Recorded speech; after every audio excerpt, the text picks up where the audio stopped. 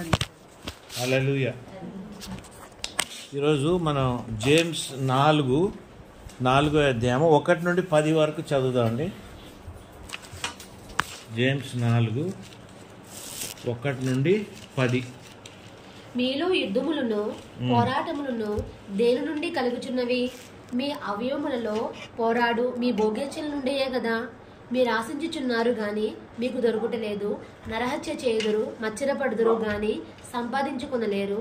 పోట్లాడుదురు, యుద్ధము చేయుదురు గాని దేవుని అడగనందున మీకేమీ దొరకదు. మీరు అడిగినను మీ భోగముల నిమిత్తము వినియోగించుటకై దుర్దేశముతో మీరు అడుగుదురు కనుక మీకేమీ దొరుకుటలేదు. వ్యభిచారులారా, ఈ లోక స్నేహము దేవునితో వైరమని మీరు ఎరుగరా? కాబట్టి ఎవడు ఈ లోకంతో స్నేహం చేయగోరునో వాడు దేవునికి శత్రువగును. ఎవడు ఈ లోకంతో స్నేహం చేయగోరునో వాడు దేవునికి శత్రువగును. హల్లెలూయా. ఇంగ్లీష్లో కూడా చదువుతా వాడికి అర్థమవుతానికి. From when come war and fight among you? Come we not hence even of your lust, that war in your member?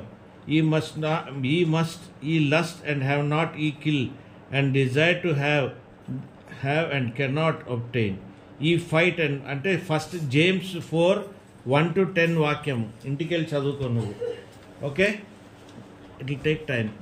James 4:1-10. Prajeet. Okay, అయితే ఒక్క నిమిషం గ్యాప్ ఇస్తాను నేను. మాట్లాడ ఆన్లో ఉంచు.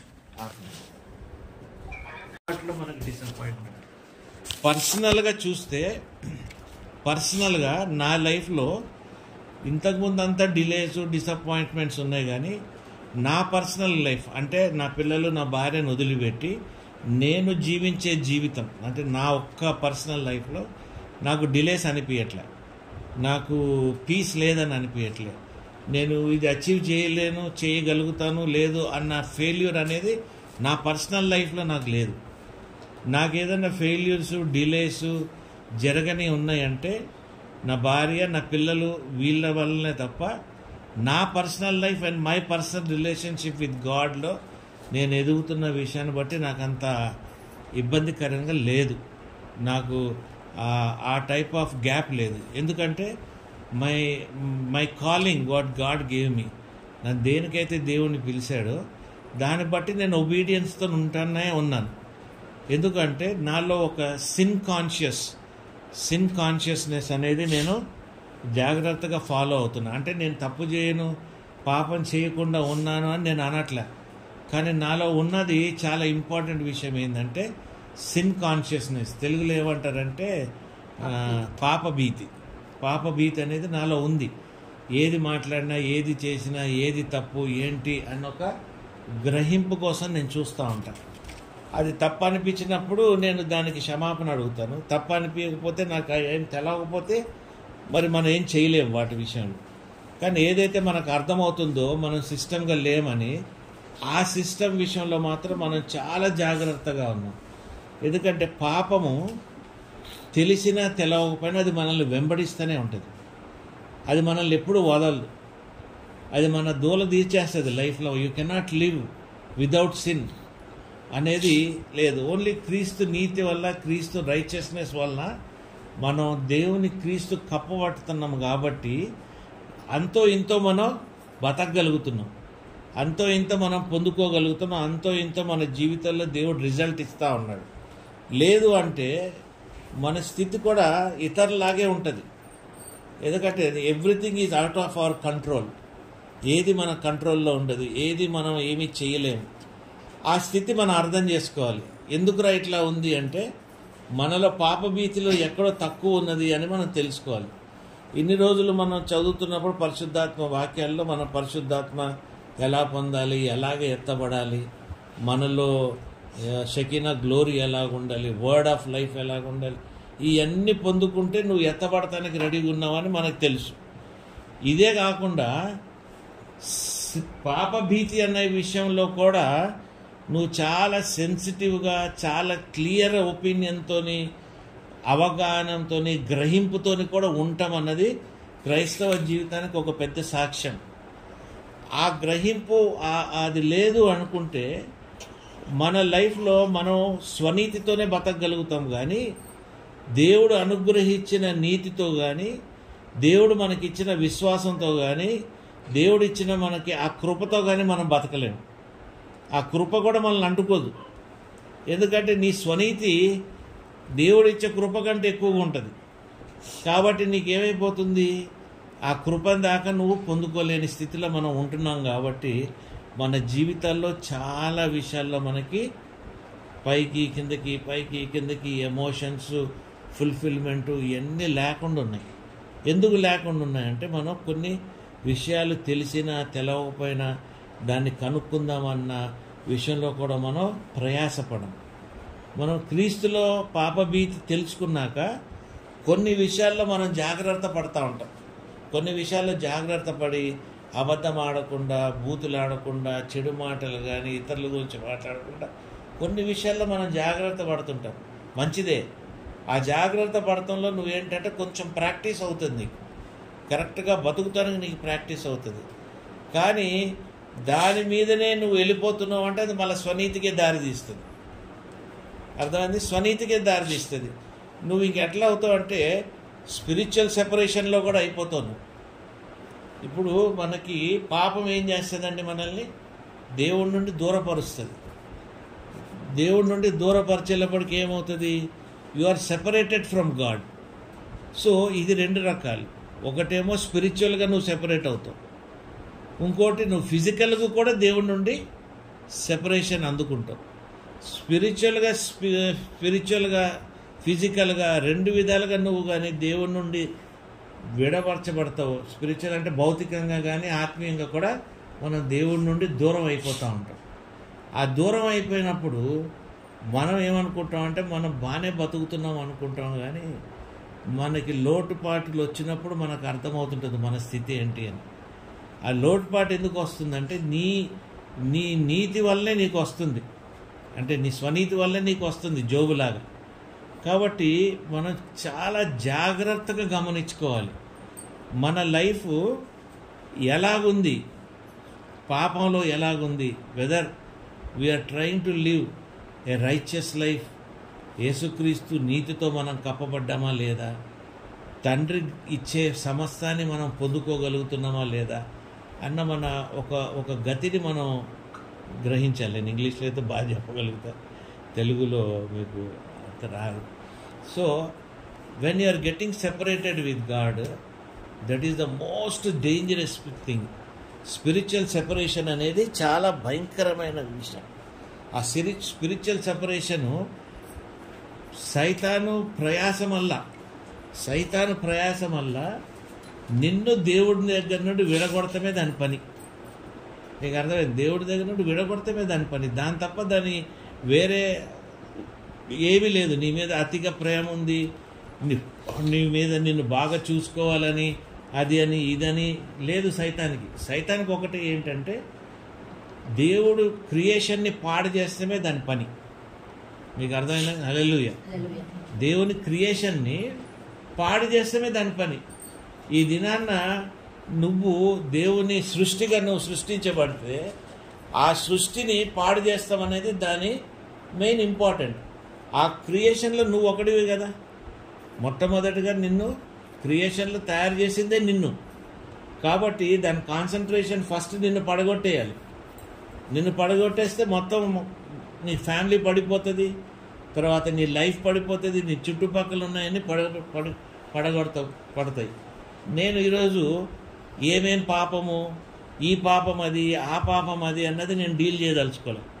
ఎన్ని రకాల పాపాలు ఉన్నాయని మీకు తెలుసు. ఇంక దాన్ని పట్టుకొని మనం వేలాడితే మనకి వర్కౌట్ కాదు. ఎందుకంటే ఈ వాక్యం ద్వారా మీకు తెలవాల్సింది ఏంటంటే మనం ఎటువంటి పాపం చేస్తున్నామో, మన జీవితము ఎటువంటి పాపంతో ముడిపడి ఉన్నది అనేది మీరు గ్రహింపు తెచ్చుకోవాలి. ప్రతి వ్యక్తికి ఒక్కొక్క రకమైన పాపం ఉంటుంది ప్రతివాడి జీవితంలో. అందరికీ ఒకటే పాపం కాదు. తాగాడు, తిరిగాడు, సిగరెట్లు తాగాడు, మందు కొట్టాడు, అక్కడ ఇది ఒకటే పాపం కాదు. డిసోబీడియన్స్ ఉంటుంది, గ్లటనీ ఉంటుంది, తినే దాంట్లో ఆశ పడేది, ఇతరుల గురించి ఎన్నో రకాలు. ప్రతి ఒక్కరికి ఒక బలహీనత, ఒక పాప బలహీనత ప్రతి ఒక్కడికి ఉంటుంది. నేనే రైట్ అనుకునేవాడు కొందరికి ఉంటుంది. ఇటువంటి వాటిల్ని అదేం చేస్తుందంటే అది నిన్ను తయారు చేయబడినది సృష్టిలో దేవుడు నీకు మూలంగా ఏదైతే పెట్టి ఉన్నదో ఆ మూలాన్ని అది బ్రేక్ చేస్తానికి నిన్ను పాపంలోకి నడిపిస్తుంది. అర్థమైంది?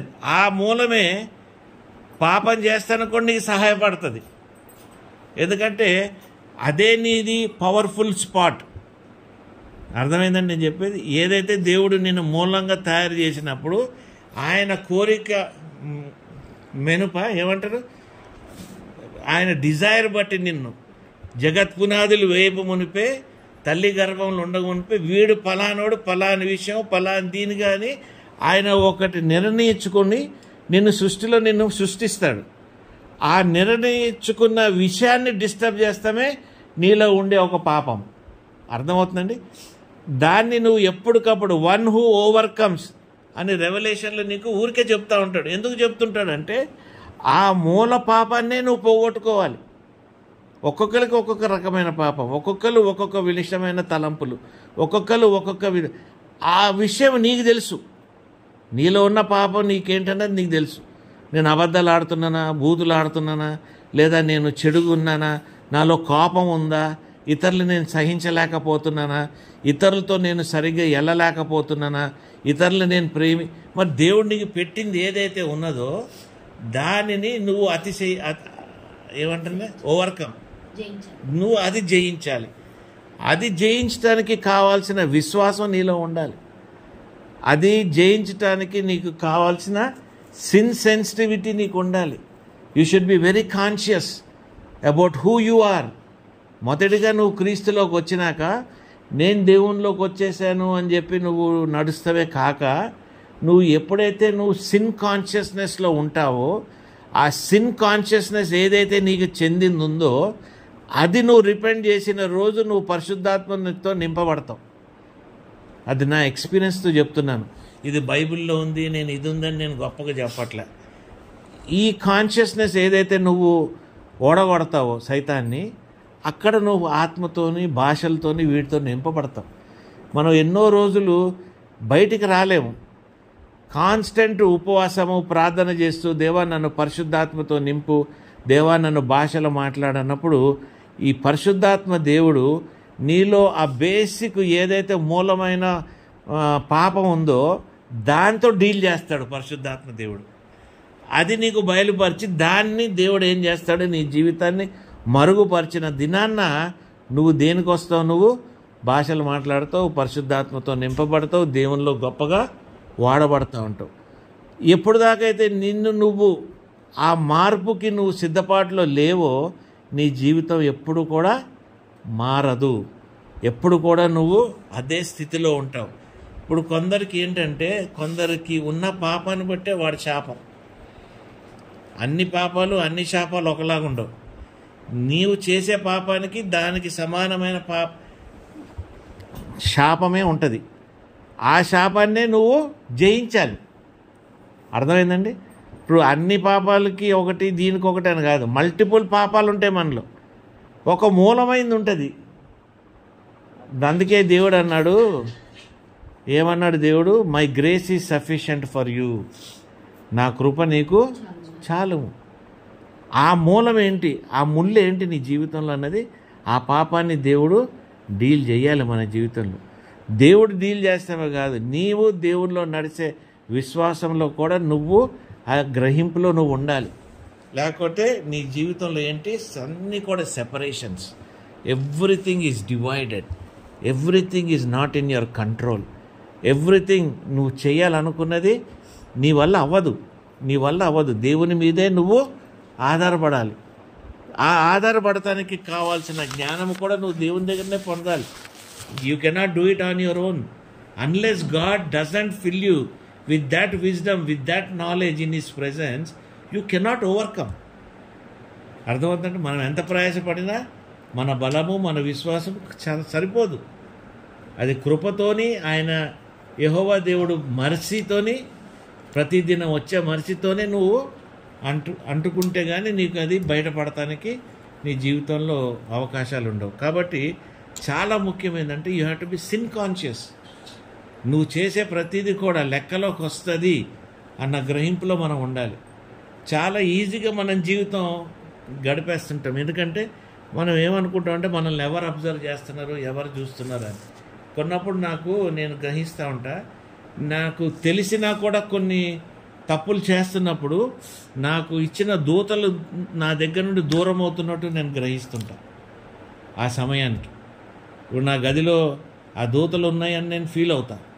కానీ నేను చేసే పని, నేను మాట్లాడే విషయాన్ని బట్టి నేను పాపంలో ఉన్నాను అని గ్రహిస్తుంటే ఈ దూతలు నా నుండి దూరం వెళ్ళిపోతున్నాయి కూడా నేను గ్రహిస్తా. నాకు ఇచ్చిన ఏదైతే స్పిరిట్ ఏంజల్, ఏదైతే గార్డియన్ ఏంజల్ ఉంది, అది దుఃఖంగా ఉందనుకుంటే నేను గ్రహిస్తా.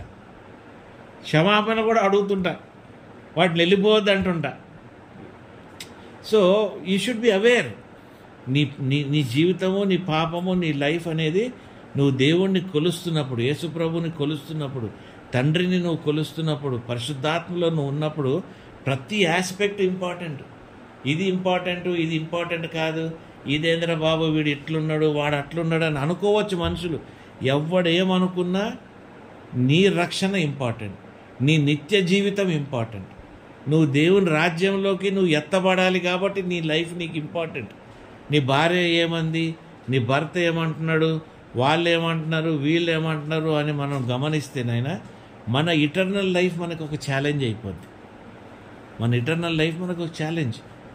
మనం ఇంత బతికి ఇంటెనకెళ్ళి చచ్చినట్టు అవుద్ది మన పని. So what we have to make sure is the more you are conscious about your life, the more you are in fellowship with God. Basic పాపం మనకు తెలుసు, ఆదాము అవ్వ కథ మనకు తెలుసు, ఏం జరిగిందో తెలుసు, ఎవరెవరిని బ్లేమ్ చేసుకున్నారో తెలుసు, ఆయన బ్లేమ్ చేసి ఆయన ఏం బ్లేమ్ చేసి అది తెలుసు మనకి. తర్వాత మనం పుట్టుకతోనే పాపంలో పుట్టామన్న విషయం కూడా మనకు తెలుసు. ఎందుకు వచ్చింది ఆ పాపం? ఆదాము అవ్వ నుండి వచ్చిన డిసొబీడియన్స్. ఈ డిసొబీడియన్స్ వల్ల మనం దేవునితో డిస్కనెక్ట్ అయ్యాం. ఈ డిసొబీడియన్స్తో డిస్కనెక్ట్ అయ్యి ఏం చేసాం తెలుసా? ఇన్ని సంవత్సరాల్లో మనం రకరకాల పాపాన్ని మనం అభివృద్ధి చేసుకుంటూ వచ్చాం. అప్పుడులో అన్ని పాపాలు లేకపోవచ్చు, ఇప్పుడున్న పాపాలు ఇగ్నోరెంట్గా తెలిసిన పాపాలు, తెలవని పాపాలు, క్యాలిక్యులేట్ చేసిన పాపాలు, ఎన్నో రకమైన పాపాలుగా మనది బైబిల్లో చూపించిన బేసిక్ పాపాల కంటే మనం మించిపోయాం. మీరు గమనిస్తే బైబిల్లో గెలేషియన్స్, ఎఫిషియన్స్లో ఎన్నో పాపాలు చెప్పాడు.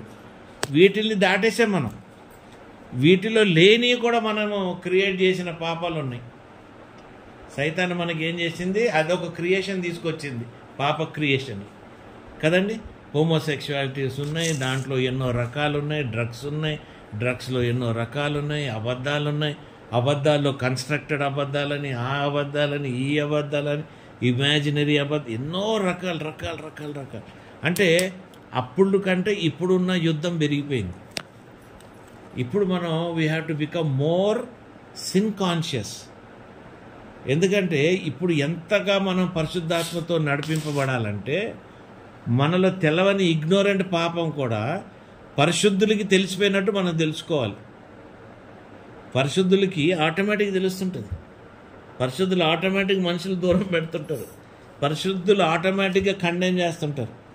ఎందుకు చేస్తుంటారు? Because they know things. ఇప్పుడు మనం చెప్పాం కదా, అడిగి నువ్వు నోట్లో విస్కీ పోస్తున్నారు, అవి పోస్తున్నారని.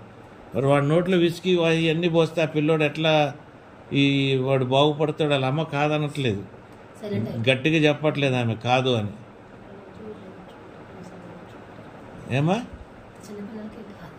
చేస్తారు వాళ్ళు. మరి వాడు తాగేసి ఇష్టం వచ్చినట్టు తిడుతుంటే వాళ్ళు ఎంజాయ్ చేస్తుంటారు. అర్థమైందా? పిల్లలు ఇష్టం వచ్చినట్టు బిహేవ్ చేస్తుంటే వాళ్ళకు ఒక ఎంజాయ్మెంట్, అదొక పాపం. So there are so many things మన జీవితంలో మనకు తెలవని పాపాలు జరుగుతూ ఉంటాయి. మనం ప్రతిదీ కూడా చాలా స్పష్టంగా గమనించుకుంటూ ఉండాలి. ఎందుకంటే మనం ఎత్తబడే బిడ్డల్లో మనం ఉండాలి.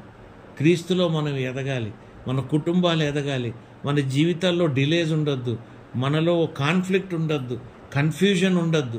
ఎక్కడైతే నీకు వర్కౌట్ కాదో అక్కడి నుండి నువ్వు దూరంగా నిలబడటానికి నీకు కావాల్సిన స్పేసు, అండర్స్టాండింగ్ నువ్వు బిల్డ్ చేసుకోవాలి.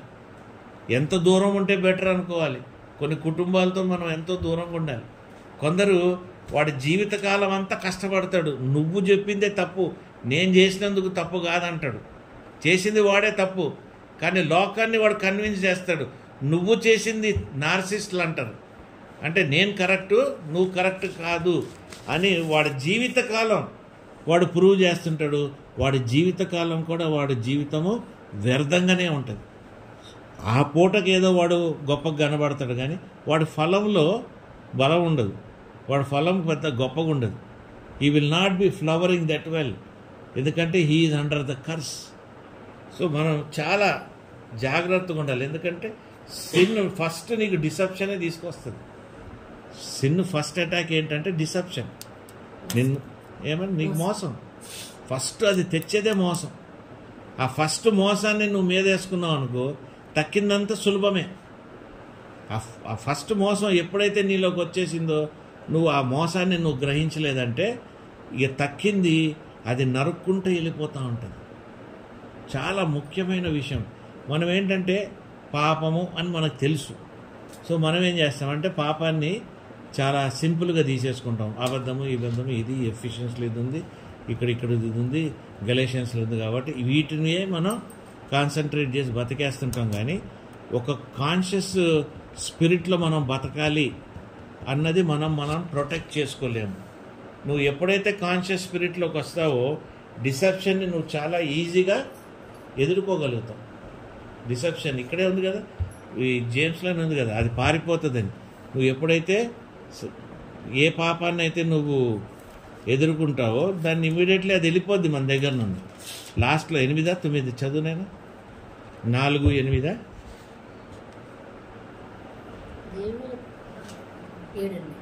కాబట్టి దేవునికి లోబడి ఉండి అపవాదిని ఎదిరించుడి, అప్పుడు వాడు మీ వద్ద నుండి పారిపోవును. హల్లెలూయా. అపవాది వాడు నీ దగ్గర నుండి దేవునికి లోబడి ఉండాలి. నువ్వు ఎప్పుడు లోబడతావు? నువ్వు సిన్ కాన్షియస్నెస్ నీలోకి వచ్చిందంటే దేవుడిని నువ్వు లోబడి ఉన్నావని అర్థమైందండి. పాప భీతి నీలో వచ్చింది అంటే తండ్రికి యేసుక్రీస్తుకి నువ్వు లోబడి ఉన్నావన్న దానికి ఒక మీనింగ్ ఇది. నువ్వు ఎప్పుడైతే లోబడుతున్నావో సమస్తమైన మోసం గీసం నిన్ను ఏదైతే సైతాన్ చేద్దామని వచ్చిందో అవన్నీ దూరంగా వెళ్ళిపోతాయి, అన్నీ దూరంగా వెళ్ళిపోతాయి. నీకు నీ జీవితానికి నీకు ఒక పెద్ద ఎనిమి అంటే ఏంటండి? నీ జీవితానికి నీకు ఒక పెద్ద శత్రువు ఎవరు తెలుసా? బైబిల్ ప్రకారంగా నీ కోపమే నీకు శత్రువు అని ఉంది బైబిల్లో. అంటే ఆ కోపము నిన్నే కాదు, నీ జీవితాన్ని తినేస్తుంది, నీ బంధుత్వాన్ని తినేస్తుంది, నీ పిల్లల్ని తినేస్తుంది, నీ భార్యను తినేస్తుంది. అర్థమైందండి? నీకున్న సిట్యువేషన్ బ్లెస్సింగ్, నీకున్న ఏదైతే బ్లెస్సింగ్ ఆశీర్వాదాలు ఉన్నాయో వాటిని తినేస్తుంది. అందుకే దేవుడు ఏమంటాడంటే, నీవు నా దగ్గరకు రాకముందు అక్కడ ఎదురోడికి వెళ్ళి నువ్వు సమాధానం పడి నీ కోపం తొలగించుకొని నా దగ్గరకు రా, అప్పుడే నేను ఇది స్వీకరిస్తాను, అంగీకరిస్తాను. అంటే మనం ఎంతగా ఇటువంటి విషయాల్ని మనం వర్క్ చేయాలి మన జీవితంలో. కష్టం, మనం చేయలేము. నాకు ఊరికే కోపం వచ్చేది, భయంకరమైన కోపం. నా చుట్టూరు మనుషులు పెట్టుకునేవాడిని కోపం తగ్గించుకోకూడదు. నేను ఎంత చెడ్డ జీవితం అంటే, ఓ రోజు ఒకడు నన్ను మోసం చేస్తే బిజినెస్లో వాడిని పట్టుకొచ్చే సిగరెట్లతో కాల్పించేశారు. అంటే మీరు ఆలోచించండి, కోపం ఎంత చెడ్డదో, ఎంత చెడ్డదో చూడండి. ఇటువంటి దరిద్రమైన కోపం నాకు ఎంత ఉండేదంటే, నా యూత్లో మంచి మంచి పాదలను కూడా బెదిరించా. యూత్లో చాలా రౌడీ, ఎవరికి భయపడేవాడిని కాదు. అట్ట భయంకరమైన మనిషిని, నా కోపాన్ని నేను ఎంత కంట్రోల్ చేసుకొని ఎంతగా నన్ను నేను సరిదిద్దుకున్నాను అంటే, ఆ రోజు కోపానికి ఈ రోజుకి నేను అసలు నా ముందు ఎవడన్నా ఒక మాట ఎక్కువ మాట్లాడితేనే తిట్టేవాడిని, మామూలుగా కూడా ఉండేది కాదు. అది నాకు అసలు అదే ఆలోచిస్తాను, ఎంత దేవుడు మార్పు తీసుకొచ్చాడంటే నన్ను. ఎందుకంటే నేను సిన్ కాన్షియస్గా ఉన్నాను కాబట్టి అవన్నీ వదులుకుంటానికి దేవుడు నాకు సహాయపడ్డాడు. Really God help me. నేను మనుషుల్ని ఎత్తుకొచ్చిన రోజులు ఉంది, అంటే నేను ఎత్తుకురాను, నా దగ్గర పనిచేసే వాళ్ళు పెట్టుకొని చేసిన పనులు చాలా ఉన్నాయి. చెప్పుకుంటే చాలా అసహ్యం కూడా ఉంటుంది. ఇప్పుడు చెప్పుకోవాల్సిన సాక్ష్యం కాదు, కానీ చెప్తున్నాను. అంటే వీటి మీద దేవుడు మనకి పని చేశాడు, నడిపించాడు. అప్పుడే ఆయన నన్ను యాక్సెప్ట్ చేసుకుంటూ వచ్చాడు. అప్పుడే ఆయన ప్రతిదీ విడిచిపెట్టిన ప్రతి దానికి ఒక గొప్ప ఆశీర్వాదమా ఏమంటారు, తలాంతు అంటే మన స్పిరిచువల్ గిఫ్ట్స్.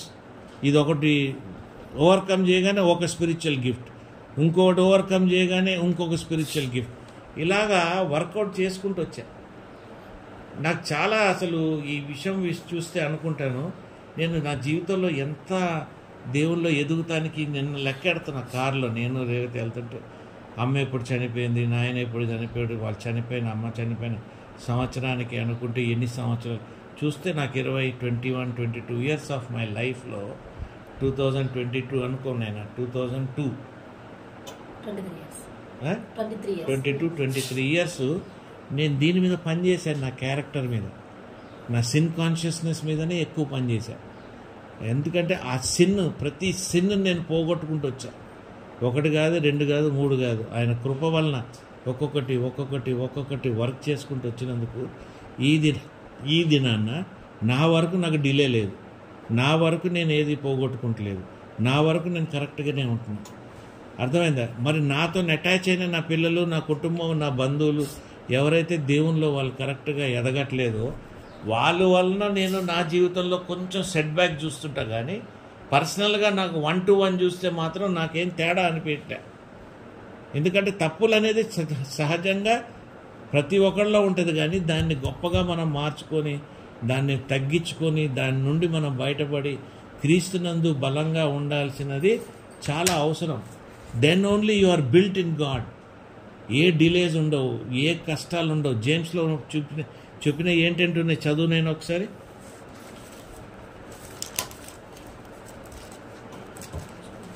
మీలో యుద్ధములు పోరాటములు దేని నుండి కలుగుచున్నవి? యుద్ధములు పోరాటములు దేని నుండి కలుగుచున్నాయి అంటే యుద్ధాలు ఉన్నాయి మన జీవితాల్లో, పోరాటాలు ఉన్నాయి మనకి. తర్వాత నేను మీ అవయములలో పోరాడు మీ భోగేచల నుండియే కదా. భోగేచలు అంటే నేనా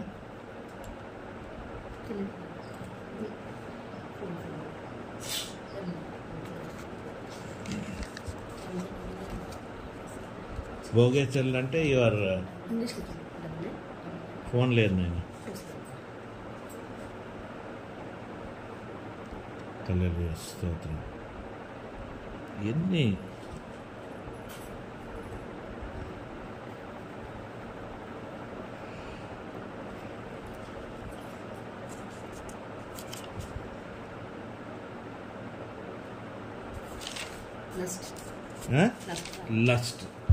లస్ట్ అనేది ఫిజికల్ లస్టే కాదు, స్పిరిచువల్ లస్ట్ ఉంటుంది.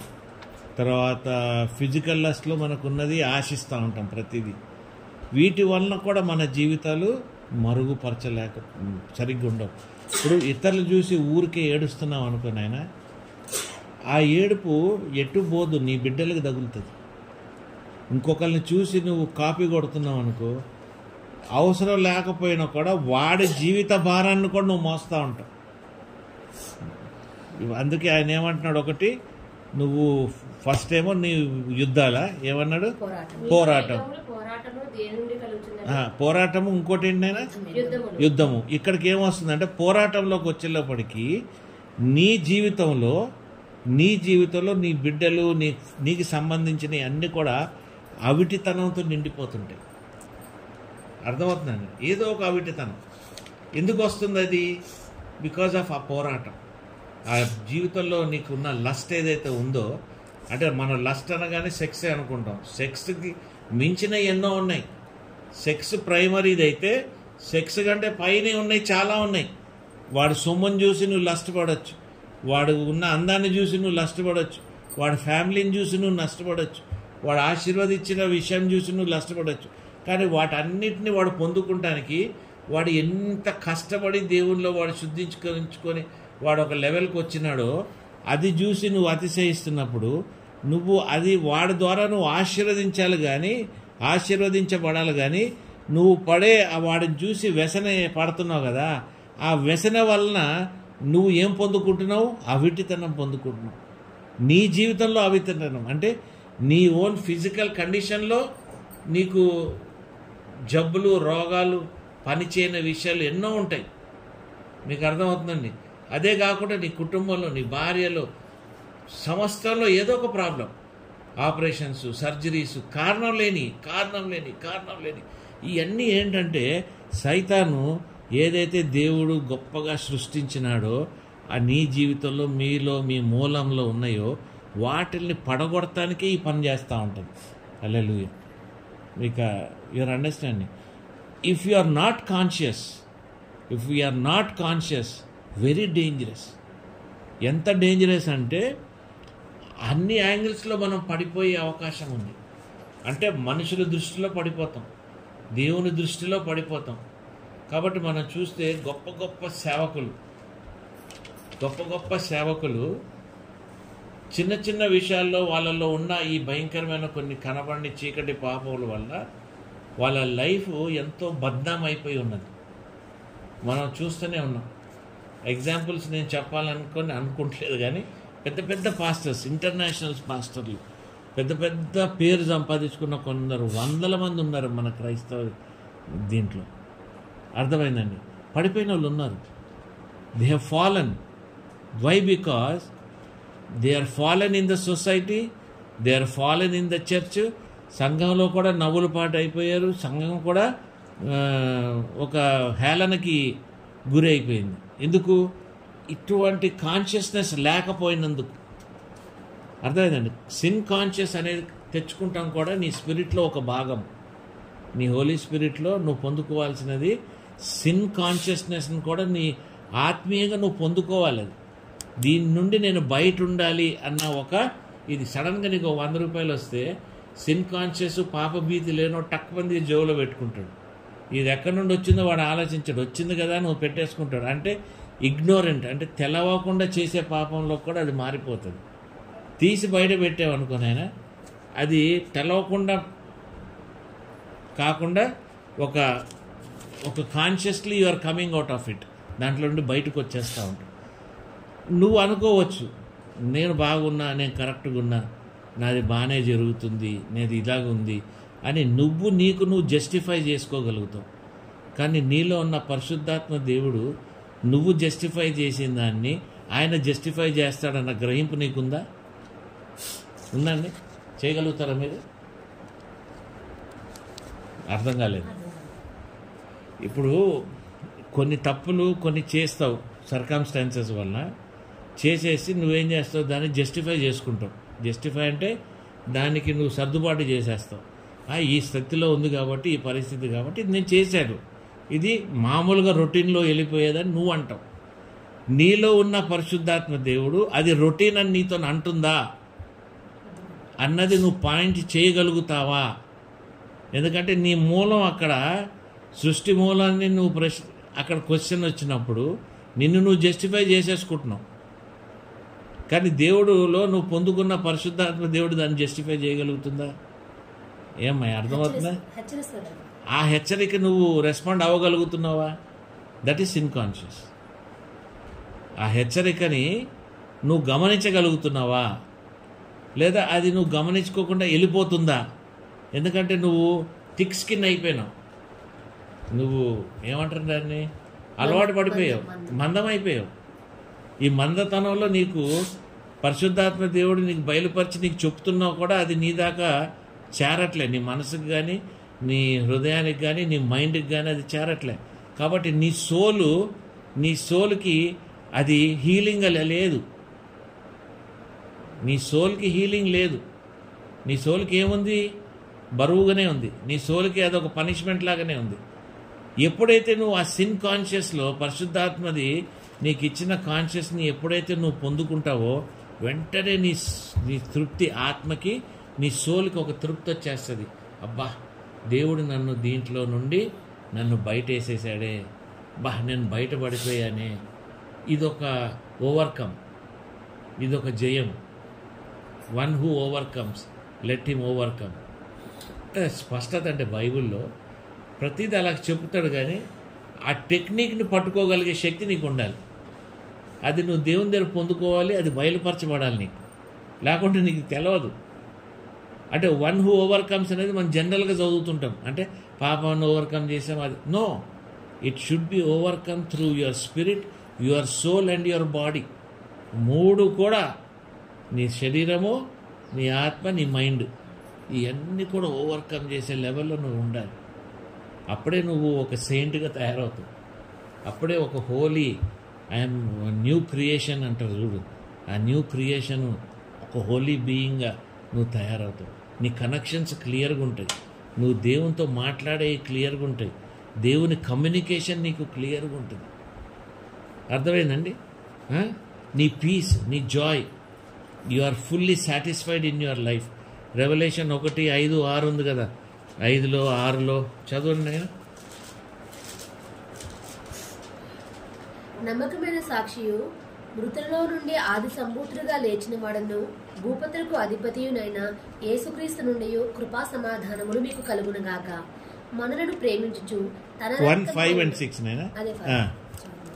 మనలను ప్రేమించుచు తన రక్తము వలన మన పాపముల నుండి మనలను విడిపించిన వానికి మహిమయు ప్రభావమును యుగయుగములు కలుగునుగాక.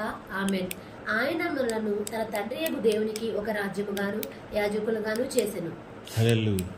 క్రీస్తు ద్వారానే ఇవన్నీ నువ్వు ఎదుర్కొంటే you are made as a, ఏమంటారండి, king and priest before God. తండ్రి ముందు నిన్ను నిలబెట్టగలుగుతావు.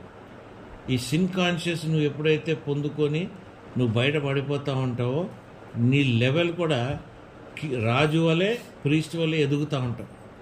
లేకుంటే ఎప్పుడు కూడా ఆ దాసోహము, ఆ కింద ఉన్న లెవెల్స్లోనే మనం. హీబ్రూ 2:11 ఏముంది నేను, పరిశుద్ధపరచు వారికిని పరిశుద్ధపరచబడు వారికిని అందరికీ ఒకటే మూలము. పరిశుద్ధపరచు వారికిని పరిశుద్ధపరచబడు వారికిని అందరికీ ఒకటే మూలం. శ్రమ ముందు వచ్చిన ఉంది ఫాదర్. ఎవరి నిమిత్తము సమస్తం ఉన్నవో, ఎవరి వలన సమస్తమును కలుగుచున్నావో, ఆయన జీసస్ అనేకులైన కుమారులను మహిమకు తెచ్చుచుండగా వారి రక్షణకర్తను శ్రమల ద్వారా సంపూర్ణంగా చేయట ఆయన తగును. జీసస్ శ్రమల ద్వారా సంపూర్ణంగా చేశారు. మీకు కూడా అదే ఉన్నది. అంటే ఇవన్నీ నువ్వు ఎలా పొందుకుంటున్నావు అంటే you are doing it out of your difficulties. ఆ శ్రమలో ఉండే నువ్వు నేర్చుకోవాలి. అంటే ఆ కష్టాలు నువ్వు అలవాటు అవుతూ ఒక్కొక్కటి ఇప్పుడు నీకు ఒక లైఫ్ స్టైల్కి అలవాటు అయిపోయి దాని నుండి బయటపడాలంటే కష్టమే కదా.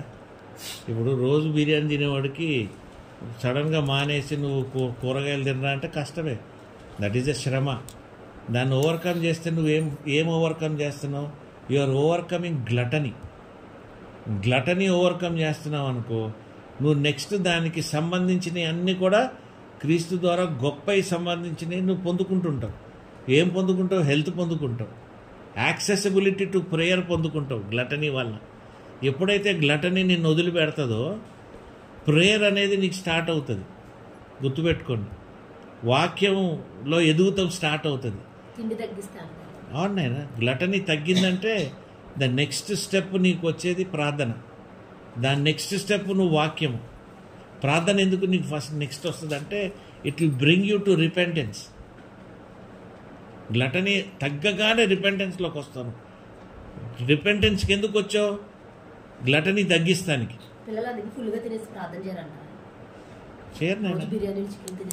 ప్రార్థన చేయరు అసలు.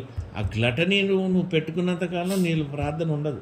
ఫస్ట్ మదర్స్ చేయాలి, ఇద్దరు మదర్స్ చేయాలి, తగ్గించాలి. ఎంత నువ్వు తింటున్నావో, ఎంత ఇది చేస్తున్నావో. లేదండి, వాడు మాడినా బాధ లేదు. అది వాడి ఆరోగ్యానికి శ్రేష్టం. అనారోగ్యాన్ని నుండి వాడిని ఆరోగ్యానికి నడిపిస్తుంది. నువ్వు ఎంత తినిపించావో అంత ఫ్యాటీ లివరు ఇవి అన్నీ కలిపి ఒక పూట ఒక ముద్ద ఖాళీగా ఉన్నా తప్పులేదు. మాకెవరు చెప్పలేదు ఇవన్నీ. చిన్నప్పుడు చెప్పుకుంటే కొద్దిగా నేర్చుకునే వాళ్ళమేమో. మా నాయనమ్మ చెప్పేది ప్రాక్టీస్ చేయించేది. ఉంది కదా, too much of meat is dangerous in Bible. కరెక్టే సామెతలు. ఎంత మాంసం తింటావు? జంతువా నువ్వు? మనిషివా? నేను దేవుడు మనిషిగా చేసినప్పుడు దేవుడు ఇచ్చిన దాన్ని నువ్వు మంచిగా కరెక్ట్గా తిను. ఎందుకు నువ్వు ఓవర్గా సిన్ చేస్తున్నావు? Glutton is a big sin. Eating too much is too big sin. మీకు గ్లటనీలో ఎక్కడ తెలుసా? రోమన్స్ 14-15 సెకండ్ పార్ట్లో ఉంటుంది చూడండి. 14-15 అండి. 14 అధ్యాయము 15 సెకండ్ పార్ట్ చదువు నేను సగం. నీ సహోదరుడు నీ భోజనం మూలంగా దుఃఖించినడలా నీవికను ప్రేమ కలిగి నడుచుకుని వాడువ కావు. ఎవరి కొరకు క్రీస్తు చనిపోయినా వారిని నీ భోజనం చేత పాడు చేయకము. ఏమని ఉందేనా? నీ సహోదరుడు నీ భోజనం మూలంగా దుఃఖిస్తే నీవిక ప్రేమ కలిగి నడుచుకున్న వాడువు కాదు.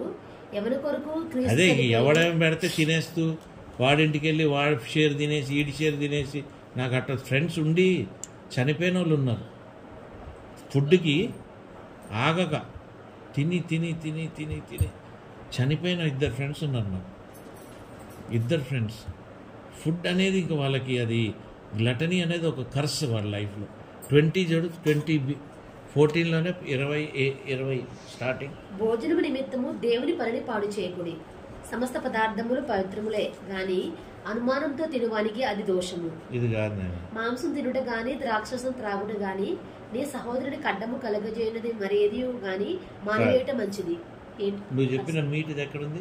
సామెతల్లో ఐడియా ఉందా? నంబర్ 39 చెప్పేస్తాను కాదు, ఇక్కడ ఉంటుంది, దొరికింది 23:20. ద్రాక్షరసం త్రాగు వారితోనైనను మాంసము హెచ్చుగా తినువారితోనైనా సహవాసం చేయము. త్రాగుబోతులను తిండిబోతులను దరిద్రులగుదురు. హల్లెలూయా. నిద్రమత్తు చింపి గుడ్డలు ధరించుటకు కారణమగు. నంబర్ చెప్పినా? ప్రావర్బ్స్ 23:20-21. 23:20-21. హల్లెలూయా. మాంసము లిక్కర్. నేను పొద్దునే చెప్తున్నా, తాగిన కుటుంబాలు ఏది బాగుపడలేదు, బాగుపడదు కూడా. ఇంట్లో ఎవడన్నా తాగుబోతాడు ఉంటే. అందుకే చాలా జాగ్రత్త ఫుడ్ విషయంలో కూడా. నన్ను హేళన చేస్తారు కానీ best to reduce our self in food intake. మాంసం మానేసినంత ఉత్తమం ఇంకోటి లేదు. ఎందుకంటే అది ఒక కైండ్ ఆఫ్ యావిగేషన్. మాంసం అనేది నిన్ను మనిషిని తిప్పేస్తూ ఉంటుంది, అది బయటికి రానియదు. చాలా జాగ్రత్తగా ఉండాలి. తర్వాతనైనా మనం గమనించుకోవాల్సింది ఏంటంటే, నేను ఒక్కసారి నువ్వు సిన్ను గమనించుకోలేదంటే సిన్ను ఇంక్రీజ్ చేసుకుంటూ వెళ్ళిపోద్ది నీ లైఫ్లో. Sin will become more sin in your life. ఎక్కడైనా ఫుల్ స్టాప్ వేయలేదనుకో, దొంగతనం నుండి అబద్ధాల నుండి మొదలెడితే మర్డర్లు రేపులు ఇక అన్నీ యాడప్ అయిపోతూనే ఉంటుంది తప్ప అది తగ్గదు. So sin will take you deeper and deeper and deeper. The more deeper you go, the wages of sin will become death. ఇక మరణమే. ఇక నువ్వు బయటికి రానికి నీకు కష్టము. కాబట్టి చాలా జాగ్రత్తగా ఉండాలి. ఏంటంటే గ్లటనీ, లస్ట్, బేసిక్ తప్పులు, బేసిక్ సిన్స్ ఇవన్నీ కూడా.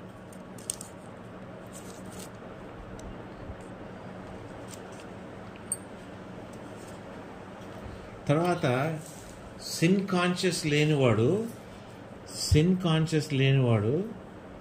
ఇది చాలా వింతగా ఏంటంటే, no when you don't have sin consciousness you are challenging God. దేవుడిని నువ్వు ఛాలెంజ్ చేస్తున్న సిట్యువేషన్ వచ్చేస్తుంది.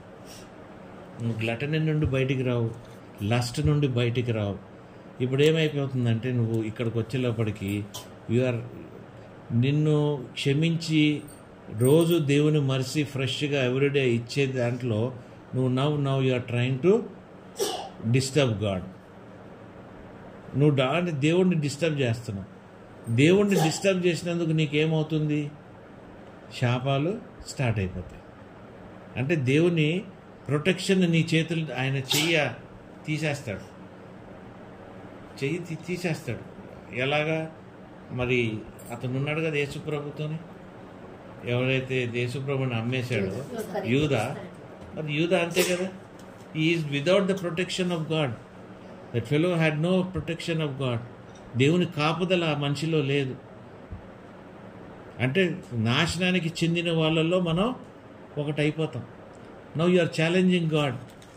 ఆ సిన్ కాన్షియస్ నువ్వు లేవు అనుకో, ఇంక నువ్వు దేవుణ్ణి ఏం చేస్తున్నావు? యు ఆర్ ఎజికియల్ 16 ఏం తీస్తున్నా నేను?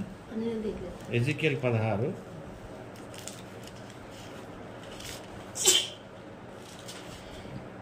నుండి 23.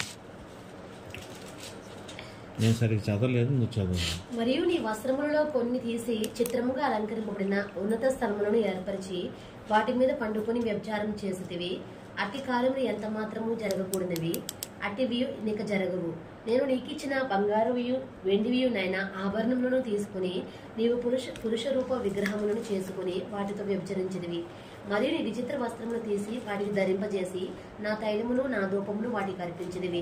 భోజనముకై నేను ఇచ్చిన ఆహారమును గోధుమ పిండిని నూనెను తేనెను తీసుకుని ఇంపైన సువాసన కలుగునట్లు నీవు ఆ బొమ్మలకు అర్పించినవి. అలాగున జరిగిన కదా, ఇదే ప్రభువు యెహోవా వాక్కు. మరియు నీవు నాకు కనిన కుమారులను కుమార్తెలను ఆ బొమ్మలను మింగివేయనట్లు వాటి పేరట వారిని వధించితివి. నీ జాగ్రత్తం చాలకపోయిననియు నా పిల్లలను వధించి వాటికి ప్రతిష్ఠించి అప్పగించితివి. అయిపోయింది. విగ్రహారాధన, లస్ట్, సిన్ కాన్షియస్నెస్ లేకపోతాము. We are automatically becoming against idol worship, against God. Next ఏం తెలుసానైనా, దేవుణ్ణి ఛాలెంజ్ చేసేస్తున్నాం.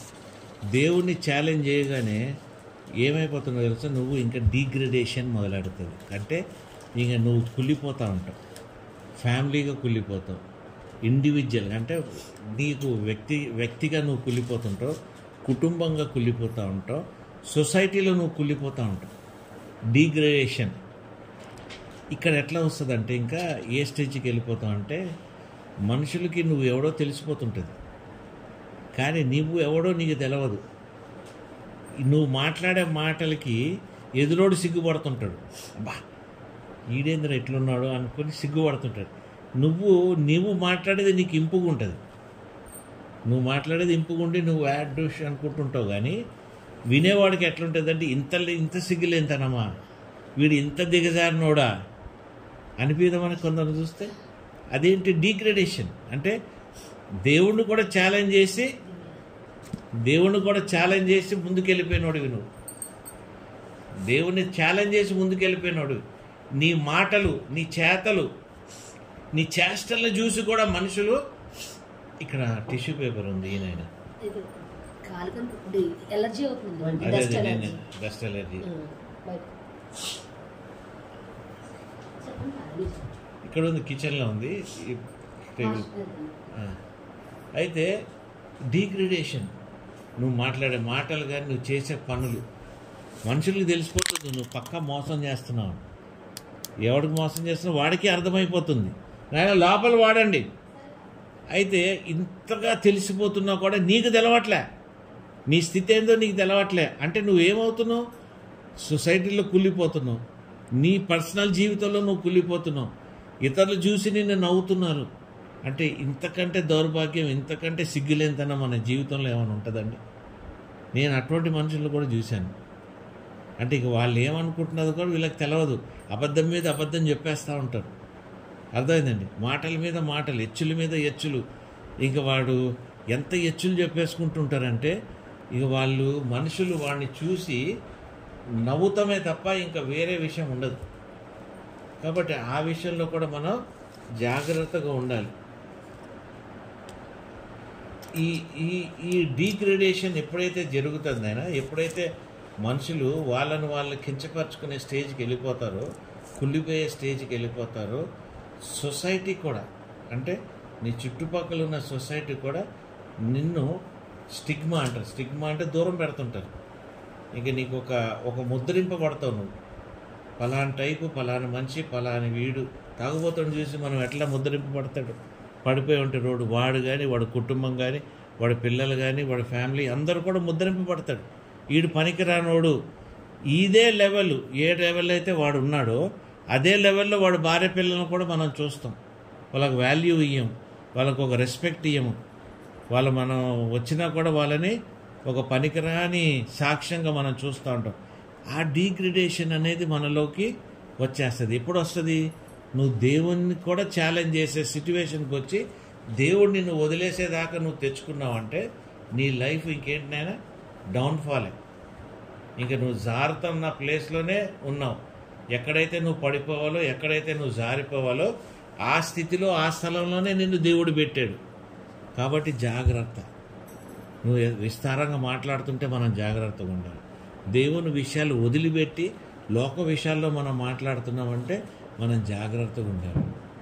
లోక విషయాల్లో నువ్వు మాట్లాడుతున్నావంటే నిన్ను నువ్వు కించపరుచుకుంటున్నట్టే. కాబట్టి be very careful where you are, how you are, whatever you are taking, whatever, everything is sinfulness. ఎందుకంటే మనం సిన్ని అంత అడ్వాన్స్ చేసేసాం. ఈ 1000 సంవత్సరాల్లో ఒక లెవెల్ నుండి ఒక లెవెల్కి వెళ్ళిపోయాం మనం. ఎవరికి అందులో ఇప్పుడు చూడండి, మీరు సోషల్ మీడియా చూస్తుంటే ఆ కన్ఫ్యూజన్ ఇదంతా సిన్నే కదా. ఒకటి చెప్తే ఒకటి, ఇంకోటి చేస్తే అండ్ ఆపర్చునిటీస్ పోతున్నాయి. టైం అనేది ఇదైపోతుంది. సమయం దగ్గరకు వచ్చేసింది. ఎప్పుడు నువ్వు when will you become conscious of who you are? ఇది నీ మూలత్వాన్ని నిన్ను ప్రశ్నిస్తూ ఉంటా. నువ్వు ఎప్పటికప్పుడు ప్రశ్నించుకోవాలి.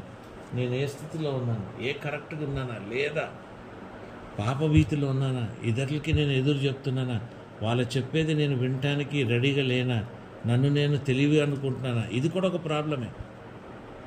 నేను ఆల్ యాంగిల్స్ ఆలోచిస్తూ ఉంటాను.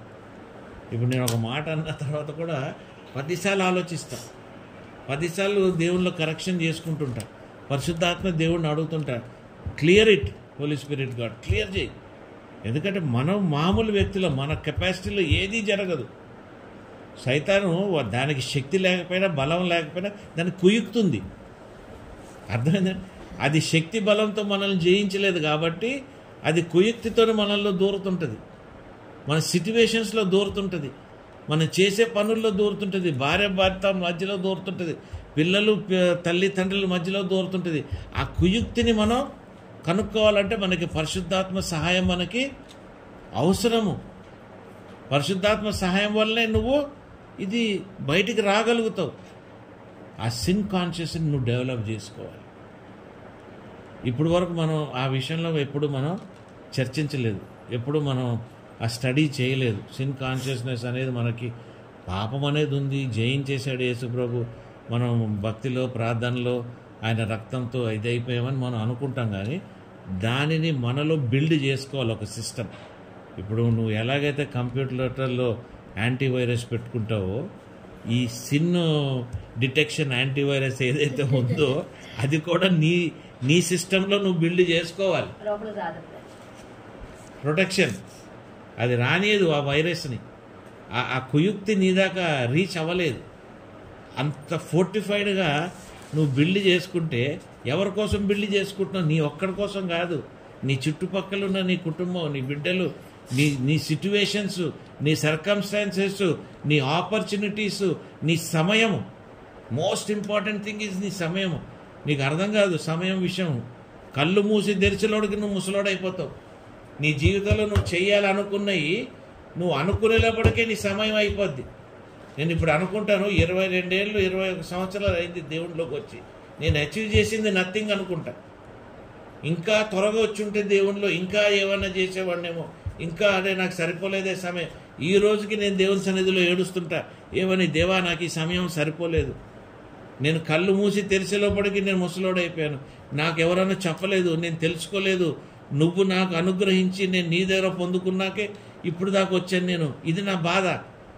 నాకెవరైనా చెప్పుండి, నన్ను నడిపించుండి, నాకు ఇవన్నీ చెప్పుండి, నేను ఆ దినాన వినుండి అనుకూలతలో నేను ఉండుంటే, అర్థమైందండి, ఎక్కడో ఉండేవాడిని. మళ్ళీ కొన్నప్పుడు అనుకుంటా, దేవా ఇక్కడ వరకు ఇచ్చిందే చాలు, ఇంతకంటే ఎక్కువ ఇచ్చి పెద్ద సంఘాలని అదని ఇదని మనుషుల్ని మబ్బుపెట్టి మిరకల్స్ చేసి మనుషుల్ని పడేసి దయ్యాలు వాటిల్లోకి వెళ్ళిపోయి మిస్గైడ్ అయిపోయి ఆ కుయుక్తిలో పడిపోయి, నీకు అర్థమవుతుందా, నాతో పాటు కొన్ని వేల మందిని తీసుకెళ్ళిపోయి సరే నరకానికి ఎందుకు దేవా, నాకు అది అవసరమే లేదు. You please understand. సంఘాన్ని కూడా మనం ఎంతగానో మోసగిస్తున్నాం. ఒక 2 వచనాలు సంఘాన్ని కూడా చూద్దామా?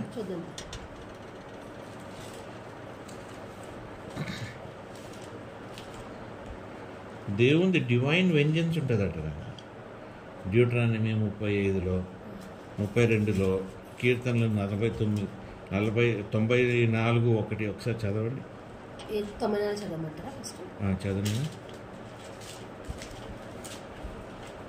94:1 ఏం చెప్తుంది? యెహోవా ప్రతీకారము చేయుదేవా, ప్రతీకారము చేయుదేవా ప్రకాశింపుము. భూలోక న్యాయాధిపతి లెమ్ము, గర్విష్ఠులకు ప్రతిఫలమిమ్ము. 32 డ్యూటరానమీ 32-35 ఏనా? Enemy foot 32 worship. నేను ఇంకేదో కాంటెక్స్ట్ లేదా. ఏం కాదు 32. 32-35 వచనం ఏముంటుంది? వారి కాలు జారు కాలమున పగ తీర్చుటయు ప్రతిఫలమిచ్చుటయు నావే. వారి ఆపద్దినము సమీపించును, వారి గతి త్వరగా వచ్చును, వారికి ఆధారం లేకపోను. ఇదే దేవుడు ఇచ్చే పనిష్మెంట్. ఎంతోమంది స్టిగ్మా ఒకటి, ఆ సంఘాల్లో పడిపోయిన వాళ్ళు. ప్రావర్బ్స్ 14:34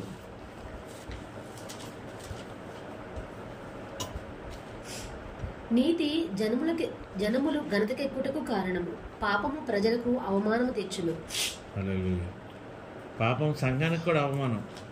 ఎవరు? పాస్టర్స్. వాళ్ళ బతికే బతుకు సిన్ అనేది వాళ్ళు గ్రహించక, కానీ పుల్పిట్ నుండి ఎగతాళి, పుల్పిట్ నుండి ఎగ్జాంపుల్స్కి భయంకరమైన మనుషులను చూస్తున్నాం. పాస్టర్స్ని ఆల్రెడీ నోటుకు వచ్చినట్టు మాట్లాడతాం. 1 Corinthians 5th chapter 6th and 7th verse. మీరు అతిశయపడడం మంచిది కాదు.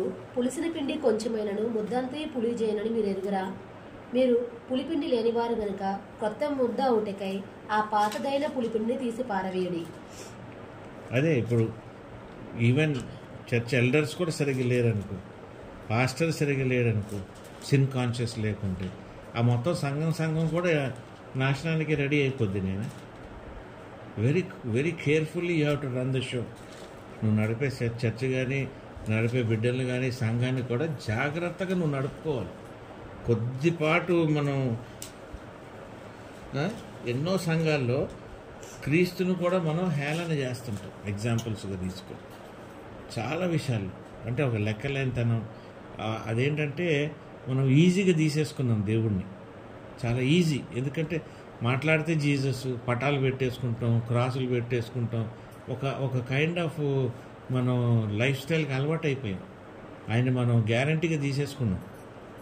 అర్థమైంది? ఆయన దైవత్వాన్ని మనం అర్థం చేసుకోలేము. ఇప్పుడు ఆయన దైవత్వం అని అర్థం చేసుకొని ఆ గొప్పతనంలో మనం బతకాలని అనుకోము. ఇప్పుడు తండ్రికి ఒక దైవత్వం, క్రీస్తుకి పరిశుద్ధాత్మ, ముగ్గురికి 3 డిస్టింక్ట్ దైవత్వాలు. అంటే ఆ డిస్టింక్ట్ అంటే వేరు దైవత్వం ఉన్నప్పటికీ దాని మేనిఫెస్టేషన్ ఒకటే. ఆ ముగ్గురు దైవత్వానికి మేనిఫెస్టేషన్ ఒకటే. కానీ ఆ ముగ్గురు దేవుళ్ళేగా. ఆ ముగ్గురు ఒకటే దేవుడు కదా మనకి. కానీ వాళ్ళు మన దగ్గరకు వచ్చినప్పుడు, మనతోని సంభాషించేటప్పుడు ఆయన దైవత్వాన్ని డిఫరెంట్గా మేనిఫెస్ట్ చేస్తుంటాడు. ఆ దైవత్వాన్ని నువ్వు ఈజీగా తీసుకోకూడదు. దాన్ని నువ్వు హేళనగా, అది పాపమే. అది కూడా పాపం. హీబ్రూ 9:13-14 చదువు. నేను హీబ్రూ 10లో కూడా ఉంటుంది అనుకుంటా.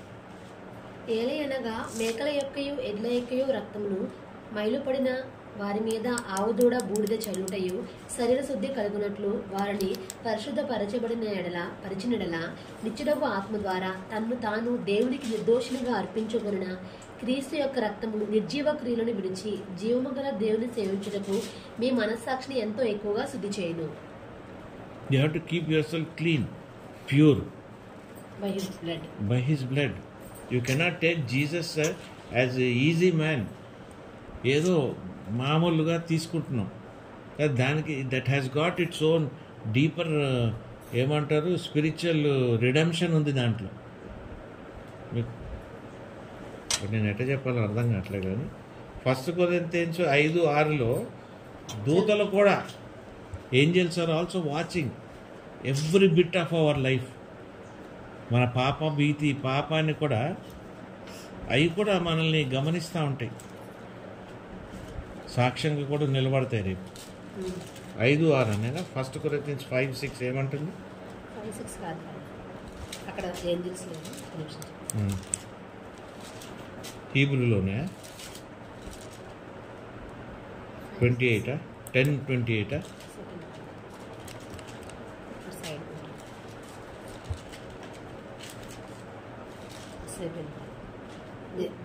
తొంగు చూస్తాయని ఉంటారు, అది కదండి. వేడుకగా ఉన్నాం, దేవదూతలకు కూడా మేము వేడుకగా ఉన్నామని అంటారు.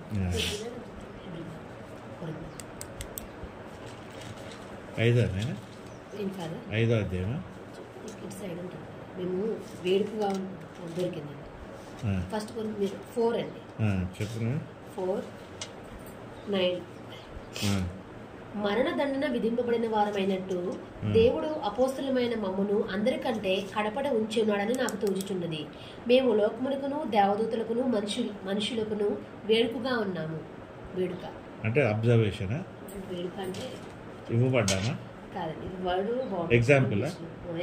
వేడుక అంటే ఎగ్జాంపుల్ కూడా కాదు. మీకు ఒక సెకండ్ ఇంగ్లీష్లో చెప్తాను.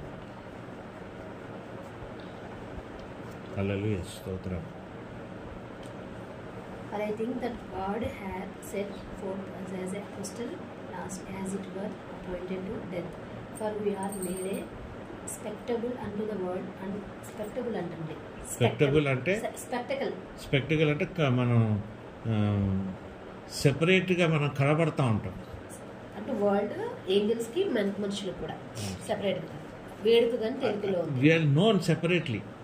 నేను చాలా సందర్భాల్లో చెప్తుంటాము, మనం ఎక్కడికైనా వెళ్ళినప్పుడు గ్రూప్స్లో కానీ ఫంక్షన్స్లోకి వెళ్ళినప్పుడు మనం డిస్టింక్ట్గా కనబడుతుంటాం. ఆయన అది నువ్వు కాదు అంటానికి లేదు, అది దృష్టిలో పడిపోతుంటాం మనుషులకి. ఎందుకంటే వీఆర్ మేడ్ స్పెక్టకల్స్, అంటే వీఆర్ మేడ్ షో పీసెస్. మనం దేవునికి షో పీసుల్లాగా ఉంటాం.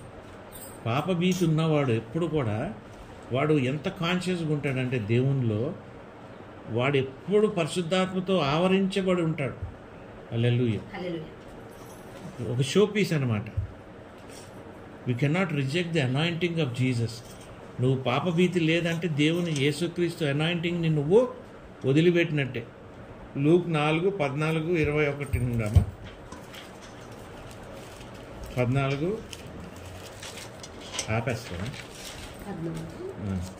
4:14 నుంచి అండి. అప్పుడు యేసు ఆత్మబలముతో గలిలయకు తిరిగి వెళ్ళెను. ఆయనను గూర్చిన సమాచారము ఆ ప్రదేశమంతటా వ్యాపించెను. ఆయన అందరి చేత ఘనత పొంది వారి సమాజ మందిరములో బోధించుచూ వచ్చెను. తర్వాత ఆయన తాను పెరిగిన నజరేతునకు వచ్చెను. తన వాడుకు చొప్పున విశ్రాంతి దినమందు సమాజ మందిరంలోనికి వెళ్లి చదువుడికై నిలిచి ఉండగా ప్రవక్త అయిన యెషయా గ్రంథము ఆయన చేతికి ఇవ్వబడెను. ఆయన గ్రంథము విప్పగా ప్రభువు ఆత్మ నా మీద ఉన్నది, బీదలకు సువార్త ప్రకటించుటకై ఆయన నన్ను అభిషేకించెను. చెరలో ఉన్న వారికి విడుదలను, గుడ్డి వారికి చూపును కలుగునని ప్రకటించుటకును, నలిగిన వారిని విడిపించుటకును, ప్రభు హితవత్సమును ప్రకటించుటకును ఆయన నన్ను పంపి ఉన్నాడని వ్రాయబడిన చోటు ఆయనకు దొరికెను. అదే లేదా, ఎవరికైతే ఈ పాప భీతి లేనాడో ఈ ఇచ్చిన అనాయింటింగ్స్ అన్నీ పోగొట్టుకున్నట్టే. You understand what I wanted to tell is, ఇప్పుడు ఇతరులకి నువ్వు వాక్యము, విడుదల, ఎన్నో అభిషేకం అంటే నీకు ఇచ్చినవన్నీ తలాంతులను పోగొట్టుకున్నట్టే. What God has given it to you. Be careful, కాన్షియస్గా బతకండి, కాన్షియస్గా మనం ఉండాలి. హోలీ స్పిరిట్ని అడుగుతూ, హోలీ స్పిరిట్లో మనం ఎదుగుతూ ఉండాల్సిన అవసరం ఉంది. దీన్ని నేను ఎలాగ ఎండ్ చేయాలనుకున్నానంటే, దీనికి నీకు కావాల్సింది బ్యాప్టిజం కాదు, repentance and the blood of Jesus Christ. 100 మాట మాట్లాడతారు. బాప్తిజాన్ని ఒక ప్రొసీజర్, ఒక ట్రెడిషన్ చేశారు. ట్రెడిషన్ కాదు అది. You don't have to go that side. First is your true repentance, నీ మారు మనస్సు. తర్వాత క్రీస్తునందు విశ్వాసం, మారు మనసు, క్రీస్తునందు విశ్వాసము. మూడోది ఆయన రక్తం. This will cleanse you. ఈ 3 విషయాల్లోనే వీటిల నుండి, ఈ సిన్ కాన్షియస్ నుండి నిన్ను బయటికి లాగేస్తుంది. నువ్వు దాంట్లో ఉండాల్సిన అవసరం లేదు. ఫస్ట్ ఏంటంటే మారు మనసు, నీ స్థితి, నువ్వు ఏ స్థితిలో ఉన్నావో, నీ మూలాలు, నీ పాపం ఉన్న మూలం ఏంటి అది నువ్వు గ్రహించి అక్కడ నువ్వు రిపెంటెన్స్ దేవునిలో నీట్గా ట్రూ రిపెంటెన్స్తో ప్రార్థించాలి. ఫస్ట్ ఈజ్ మారు మనసు నైనా, తర్వాత విశ్వాసం నైనా, క్రీస్తులో ఉన్న విశ్వాసం. Completely you have to rely in the faith of Jesus Christ. Third one is the blood of Jesus Christ. These 3 things basic principle. నీకు దేంట్లో నుండి, పాప భీతి నుండి బయటికి ఈ కాన్షియస్లోకి నువ్వు రావటానికి, from sin to consciousness of సిన్లోకి నువ్వు రావటానికి ఈ 3 ఇంపార్టెంట్.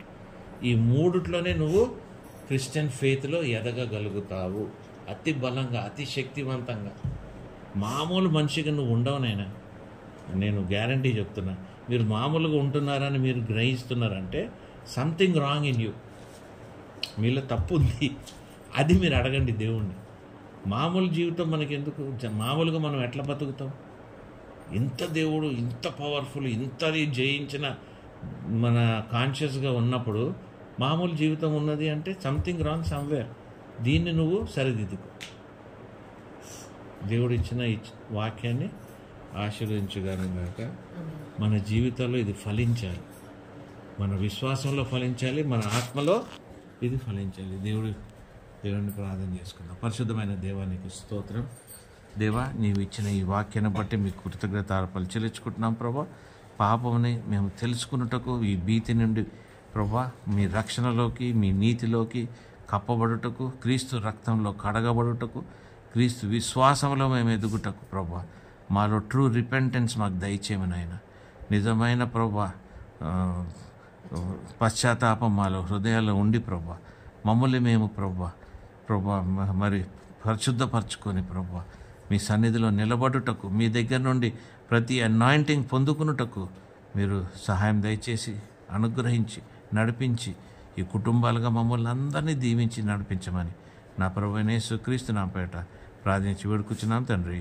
ఆమేన్, ఆమేన్, ఆమేన్.